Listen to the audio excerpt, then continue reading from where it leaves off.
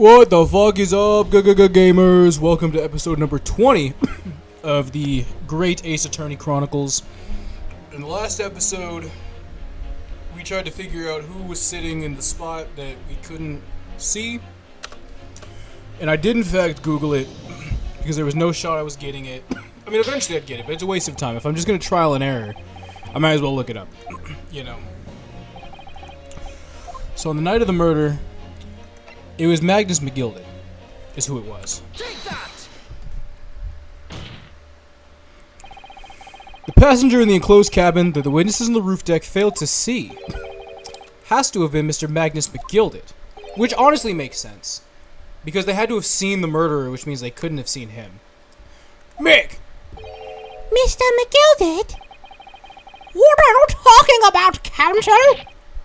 That's the name of the defendant! Exactly, dumb shits. Catch up.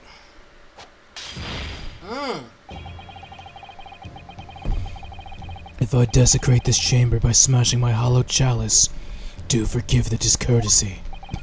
Lord Van Zeeks! People talk of those tiny island nations in the Far East as having a learning and culture of their own, but I see they use the terms ill-advisedly. What are you trying to say, racist? Let me explain in terms that even a student of an artless backwater such as yourself might understand. When the bloody scene unfolded, the victim and his assailant were sitting side by side. Multiple witnesses have attested to the fact. It's the very premise on which this case is built. Objection, but that premise may be wrong. What? If the victim really was sitting beside Mr. McGilded, it creates an inconsistency that can't be reconciled in any way. What inconsistency, counsel? I also closed the walkthrough, but I'm leaving it open in case I get stuck with some stupid shit like that again. The defendant's gloves, my lord. Both witnesses made the same testimony. They claimed there was blood on both hands of the person sitting next to the victim. Objection. Yet we know the truth to be otherwise. Only one glove bears the gory remains. Yeah, objection. The point is, even in the face of this irrefutable evidence, both witnesses have maintained their stance. Yes, the testimony remains unchanged. Exactly. They both adamantly swear that they clearly remember seeing blood on both hands of the assailant. In short, their memory of events is correct. And what did he say? Their testimony reveals the truth. It was somebody else sitting beside the victim that night, a third party we've yet to identify. And the victim's blood was on that passenger's hands, both of them. Objection. And who was this third party? Obviously, the true culprit. Extraordinary! Order!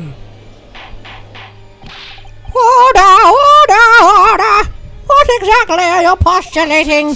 Objection! The defense's postulation is just that, nothing more than conjecture. The witnesses have clearly stated that they saw the accused. Objection, but when elaborating on his testimony, Mr. Fairplay said the two of them were wearing hats and I couldn't exactly make out their faces. Yes.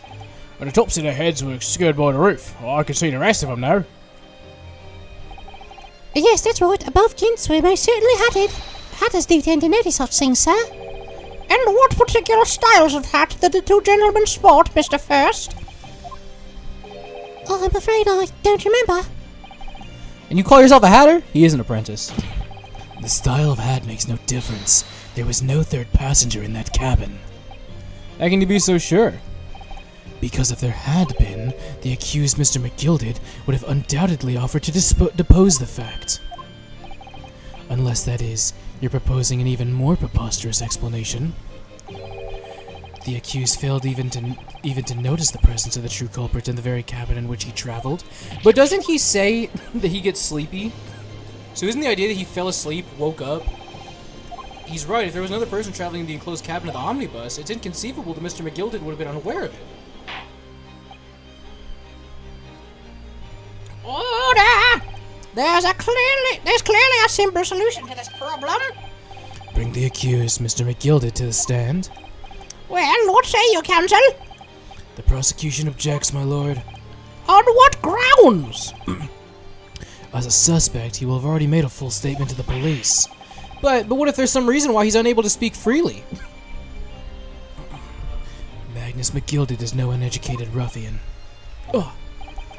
If it indeed turns out the man had been withholding information, you can be sure it would have been a most deliberate act. Counsel for the defense, what is your opinion? My lord, should we ask McGilded to testify or not? Oh, we need to. Yes, we need to hear what he has to say in order to find out the truth.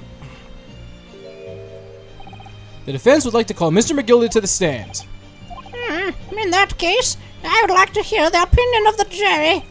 Ah, yes, I need a little more time to consider this.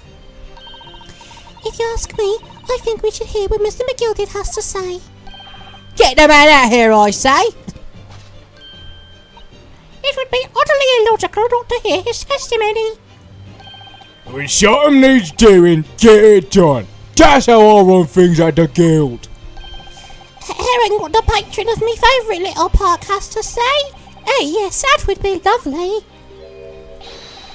Yes, the jury says the man must be heard. I love his little, like, fucking face he makes. Fucking little Sir Topham hat looking ass. Fucking Island of Sodor. Very well, the court will hear the defendant's testimony. Bailiff, show the defendant to the stand at once. Alright, then, shit. Sheesh! Now, maybe what actually happened that night will finally become clear. Maybe.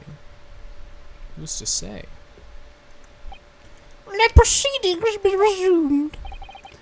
Mr. McGilded, have you been listening to the discourse of the day? To be sure I have, my lord. There are now two matters on which the court desires to hear from you.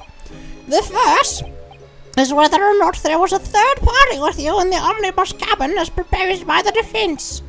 The second is that if such a person were indeed present, why did you conceal that fact from the police?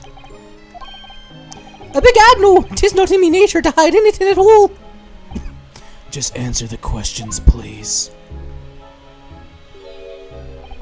The truth of the matter is, I've been desperate about this all along. Do I tell yous all, or keep me mouth shut? Tell us what, Mr. McGilded? Yeah, tell us what, bro? The fine fella representing me is absolutely right. In the carriage on the night with myself and the other man, there was another passenger.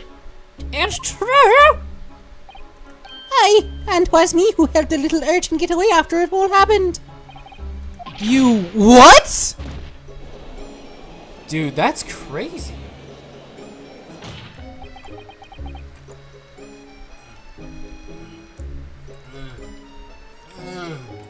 I love water so much. No, Magnus McGilded.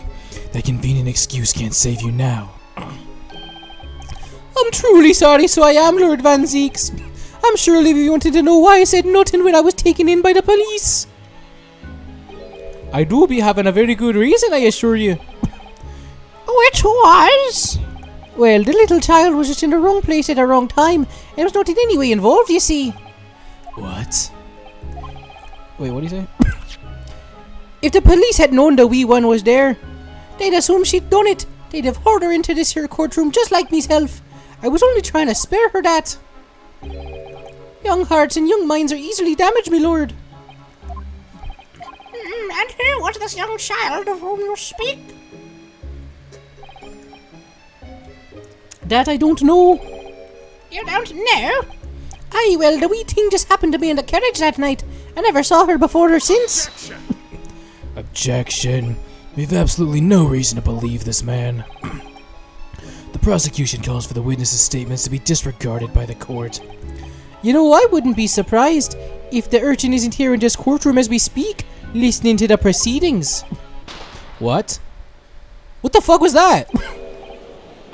Ah, smoke! Ah, fire! There's a fire! Look, someone's throwing it away! After them! It's no use! I can't see anything with all this smoke! What's going on? Be careful, Mr. Naruhodo. Cover your face! Bailiff, don't let the accused escape. Secure the omnibus. I hereby call an emergency recess. Bailiff, ensure the defendant is in custody and clear the courtroom. Hey, I mean, to be fair, that's what they get for fucking around with all that fire. We were hurriedly removed from the smoke-filled courtroom by the bailiff. Amid scenes of chaos as people stumbled over one another in their desperation to flee the chamber. We had no idea what was happening. All we knew was that for the time at least, for the time being at least, the trial was suspended. That's kind of nuts. Hey, you know what though? We made it through part 1 of the trial. I mean, that only took fucking forever, but I'll take it.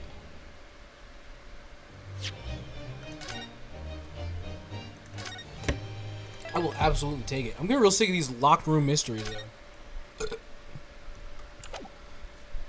I guess like it just makes it easier in terms of like the game, but still. What on earth just happened in there? Mr. Naruhodo, I've managed to find out what happened. Miss Susato. I was told it was an advanced form of a smoke grenade, a type of exploding device that releases smoke. A smoke grenade? It sounds like the sort of things ninjas use. They're just making sure everything's safe now. I think the trial will start again before long. But who would have done something like that? The police managed to catch someone who was trying to flee the courtroom, apparently. Flee the courtroom? Why? Well, it's a young girl of around 15, I hear. A young girl? Then could it be the other passenger that Mr. McGilded was just talking about? My thoughts exactly. So he wasn't lying. Oh, what's become of Mr. McGilded, actually? There's so many things I need to ask him about, but he's not here.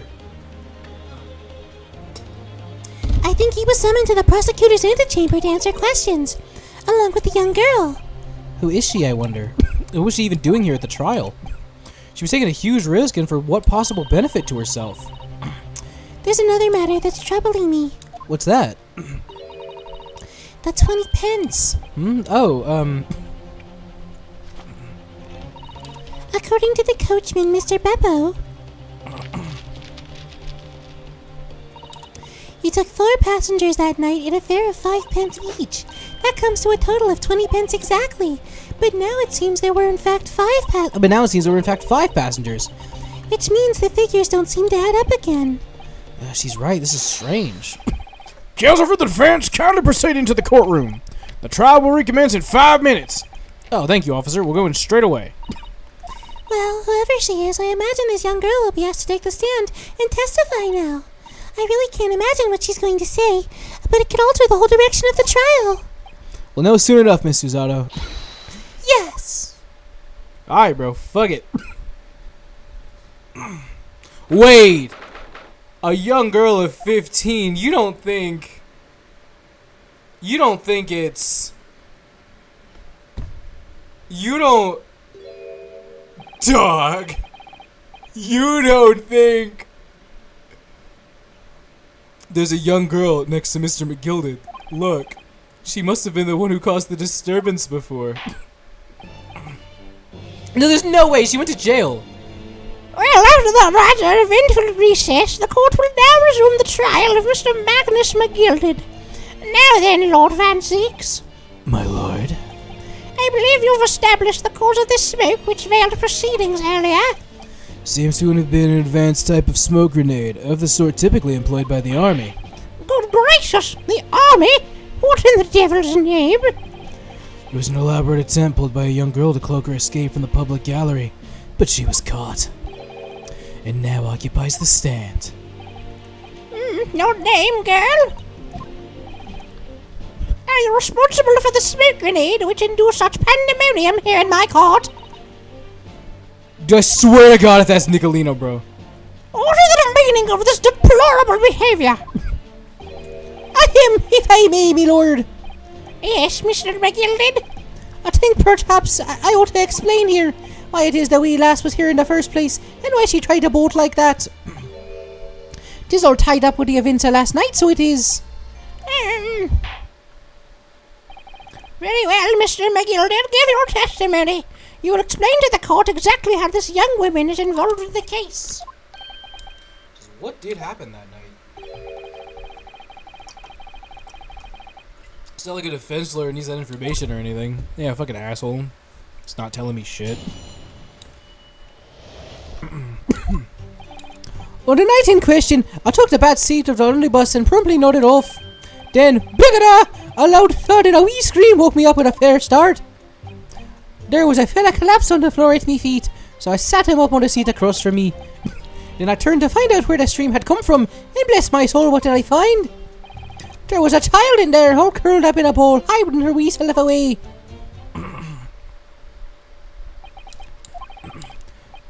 I remain somewhat baffled, I confess, but from what I gather on the night in question, this young girl was indeed riding in the omnibus. Is that correct? 'Tis exactly as the defence counsel I said. And this last was the 5th passenger, me lord. Look at him. Look at him all hunched over and shit. That's like me at work.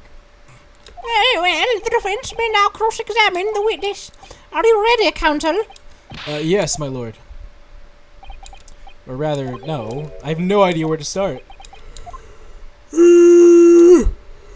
Okay. Clearly, we need to press everything. Hold on, jackass. And when you first got into the omnibus, were there any other passengers already on board? There were not. The cabin was empty and there was no one on the roof deck either. You were the first passenger? You were the first passenger, that's what I see. And that's why I took the backside as I did. 'Tis the most comfortable, so it is. Can you explain exactly what you mean by the back seat? By all means, 'tis I already described it earlier. Talking about the seat opposite the one in which the poor gentleman who was stabbed was sitting. Like I said, 'tis the most comfortable and where I feel most at ease.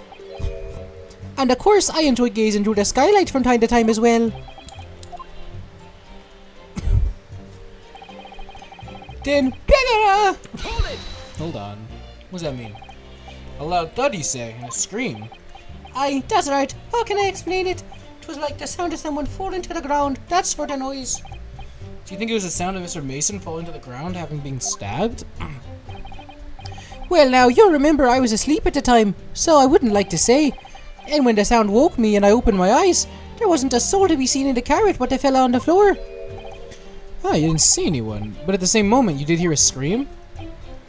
From the seats above you on the roof deck, I presume. Not above me, no, me lord. 'Twas from inside the cabin. But I wasn't... what? But I wasn't altogether thinking about a scream. No, I was too stunned by the desperate sight before me eyes. Hold it! You sat him up, the victim, you mean? That I did. On a seat across from me, as I said. I could plainly see the poor devil was already gone. And you wouldn't leave a dead man just lying on the floor now, would you? 'Tis common courtesy, so it is. I find that a little hard to believe. Allah, Lord Van Zeeks, now why would that be? You wake to find a man lying dead at your feet in the carriage. Any normal person would hail the cabman. Any upstanding member of London society, that is. Well now, as you know, I'm in something of a special line of business. The business of lending money at exorbitant rates of interest. Unfortunate, my lord, not everyone is thankful for the help I offer them. Some would even see me dead. So I do try, where at all possible, to avoid getting myself in a tangle with trouble. Are you suggesting you were just gonna leave the man there? Heavens alive, no. I was only intending to report it, so I was. Only, I had a mind to find out whys and wherefores first. The whys and wherefores? Right you are. There were some details I wanted to understand before anyone got to meddling. That wee scream I heard, for example. Wouldn't your good self just do the same? Yeah, the scream he said he heard at the same time with the thud of the victim collapsing. Doesn't really make sense, does it? Shit, hold on. Hold it! I'm afraid I don't understand. I'm sure you told the court there was no one else in the carriage except yourself and the victim. So I did, sir, so I did. As far as I could see, that is. What do you mean by that? Well now, 'tis a queer thing. The wee scream I heard as I woke up. It came from, if you'll excuse the vulgar expression, under me backside. Good gracious! Under your backside? And when I lifted the seat on which I'd been sitting, I found there was a wee cubbyhole there for storage. Mr. Naruhodo, we can examine the omnibus ourselves, remember? Yeah, of course, the whole bus was submitted as evidence. This would be a very good time to have a thorough look around inside. Oh. Alright, yeah, fuck it. So you want me to... You want me to search it? Well, let's open the door and go inside, shall we? Ah, the scene of a murder, it's horrible.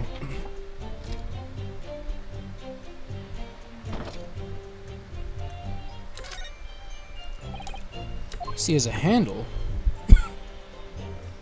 Oh. Oh, shit. That one doesn't, though. This is a storage compartment, but there's nothing in here. It's totally empty. It doesn't seem right here, but I keep my finger on what it is.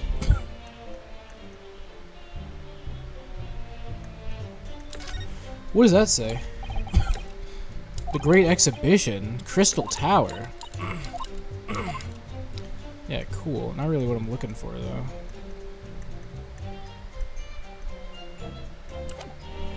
Oh, well, that does not help me at all. And that's when I found her. Shit, I missed it.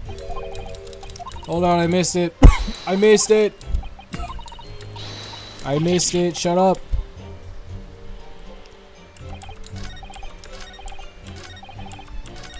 Hold it! You say she was hiding herself? Aye, that's right. 'Twas hard to see in the dim lamplight, but she was all curled up in a wee ball. When our eyes met, well, me heart nearly so beating in me chest. Oh, you're really overacting this. Still and all, I pulled her out from under there and sat her on the seat opposite so I could have a wee chin wag with her. The seat opposite? That's right, just next to the dead gentleman there. You sat this young girl next to a corpse, sir. Well, as I'm sure I mentioned, a gentleman in my position can do all too often find himself in mortal danger. So, I need to find out just who this urchin was, you see. And while I was in the middle of talking with her, I heard another scream, a fella's voice this time.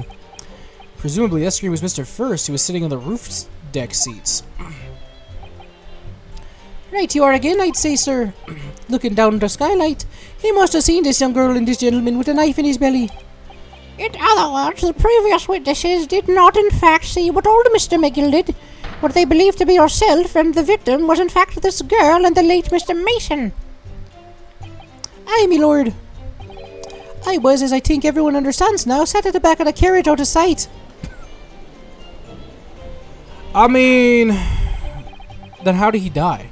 It is certainly plausible that the defendant is somewhat diminutive in stature, and readily confused perhaps with this young girl. After that, of course, with a scream from the gentleman over us, the driver realized something was wrong and pulled up the horses. Thank you. Thank you, I've had enough. The events as explained are clear in my mind. However, at least one conundrum remains. Who was the girl? Her name is... what was his voice? Her name is Gina Lestrade, my lord. She's a chancer, earns her crust amongst large crowds, relieving people of their purses. What's commonly called a pickpocket. What? This girl here, a petty thief. Her name is Gina Lestrade, or is it Nicolina in disguise? Order! Is this true, Miss Lestrade? Miss Lestrade, you will answer the question. Dare I splatoon? How dare you? What is the meaning of this? The girl, she's gone. Open your eyes! I'm over here. Good gracious, how? What was the point of that little sidestep? I know what you are thinking. Turn up there all the same. This dirty little dipper, you say. Slipped up and got caught on his job. She got herself back into the corner so she lost it, gent. Go on, that's what's in your heads, ain't it? No, not at all. This is a court of law. We're here to... How did she get a firearm? Look, those are the cowards. Every foxy's dressing like that. Oh, one day we don't do with his fingers. I'm a professional, alright? Maybe not in your eyes, but I got pride of what I do. Let me guess. You don't count smoke guns among weapons for thugs.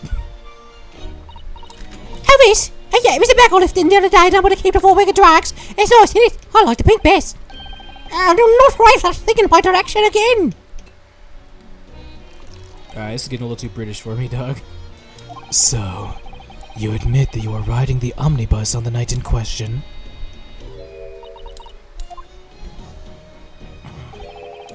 Tis alright, lass. You can tell him the truth now. Oh, are you? Just as like the Englishman said. What the Irishman said? The court accepts this girl, Miss Gina Lestrade, as a valid and significant witness in this escape. Or in this, what do you say, in this cape? Yeah, in this case. I'm an idiot. Accordingly, young lady, we'll now hear your testimony, if you please. You'll tell the court exactly what happened in the omnibus of the night in question. Alright, if I have to. Jesus Christ.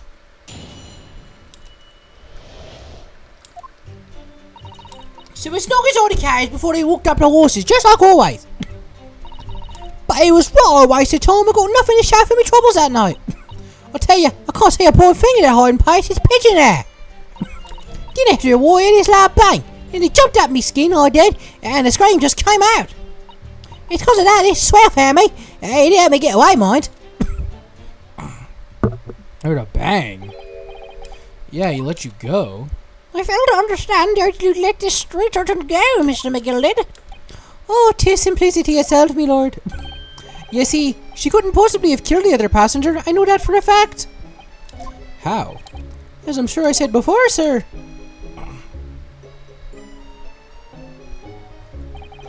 I was sitting right atop the place where she was hiding herself. I think a demonstration is called for. This is where I was sat that night. And the cubby hole of which you've spoken is underneath this seat, I presume. Yes, it is not. It does appear just large enough to accommodate someone of this girl's stature. Aye, but of course the wee lass was stuck in there, 'cause I'd parked myself on the seat for the duration. Ah!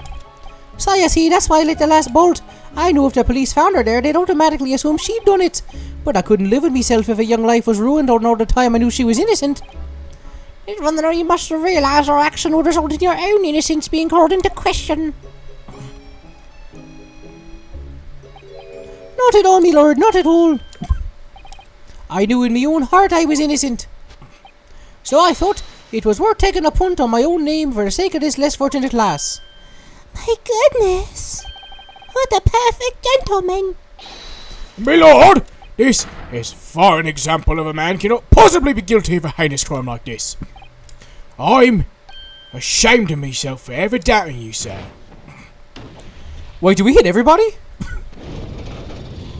Wait, we hit everybody. Oh no, we didn't. This calm, calculated reasoning one arrives clearly at the truth every time. Wait, no, okay, we did hit everybody. Okay, bet.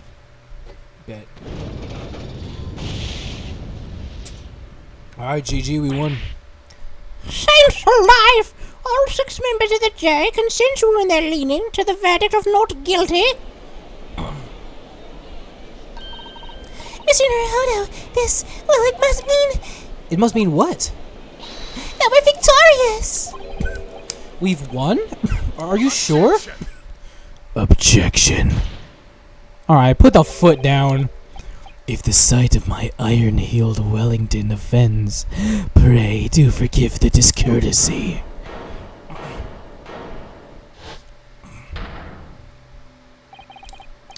This really is a consummate example of the one monumental flaw in British judicial practices. Where evidence and reasoning should be paramount, emotion rules the day. Emotion? The witness's last statement gives us a clear insight into his true nature. What do you mean his true nature?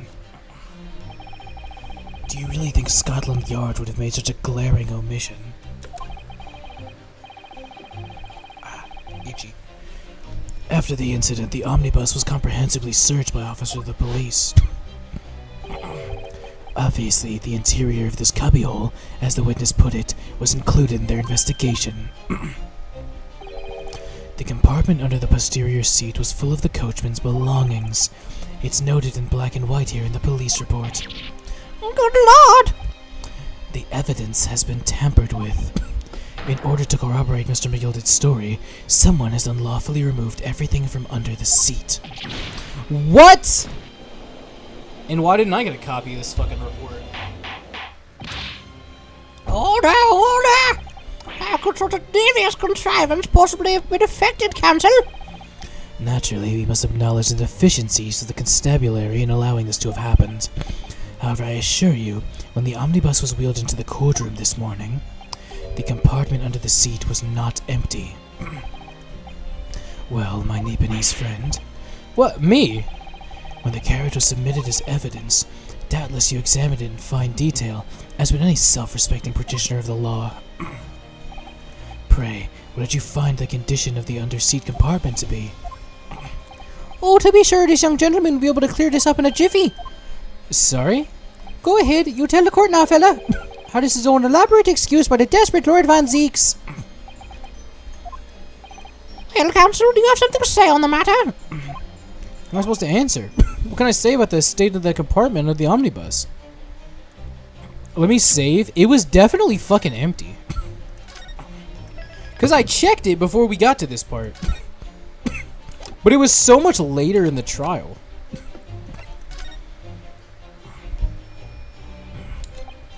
Yes, I'm fairly sure it was empty. I'm honest, my memory about all this is a little hazy. As I suspected, it seems, my lord, this Eastern initiate has the scruples of a by-street wine merchant. Mr. Naruhodo. Perfect! 'Tis why the fella's representing me after all. He knows just what to say, does he not? Well now, it would seem the argument's moot. And the truth of the matter is for all you to see after all. That there cubbyhole under the seat is as empty as the devil's heart, so it is. That we can be sure of at least. Why? Why do I feel like something's not right here? I should like the jury to weigh on this matter, I think. That compartment is also house equipment used to maintain the smooth running of the carriage. The Guild's rule state omnibuses should be properly and fully equipped at all times, so it certainly wouldn't have been empty on the night in question. Beppo isn't that irresponsible. That money-lending freezer and pig person lying. No, please!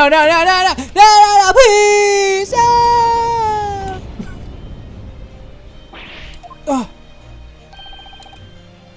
I can't believe I was nearly taken in. The stinking rich always stinkers. Nothing but cowards, a lot of them. What? Oh no. It's a trick. Of course it's a trick. Oh, we're so cooked. No, you fucking asshole, no! I checked! Quite so, I must concur. Fuck you, bitch.